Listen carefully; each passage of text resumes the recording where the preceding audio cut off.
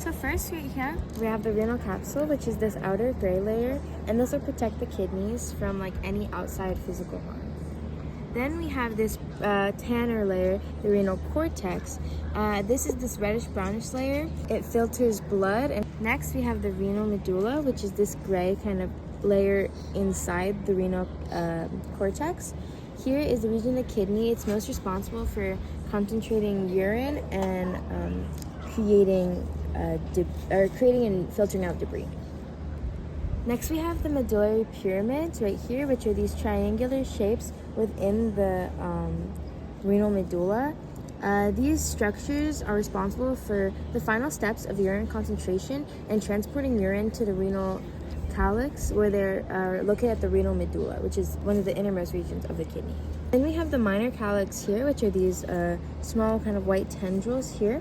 They collect urine from the renal pyramids and transport it outwards to the major calyx. And the major calyx is the same thing, but it converges to minor calyxes and it transports urine to the ureter. One of the last ones, we have the renal pelvis here, which is responsible for, again, collecting urine and transporting it to the ureter.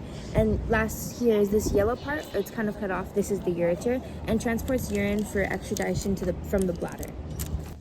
Okay, so first we have the loop of Henle, which, as you can tell, is a U-shaped tube within the kidney's nephron, and it's crucial for creating a concentrated urine and conserving water by establishing an osmotic gradient in the renal medulla.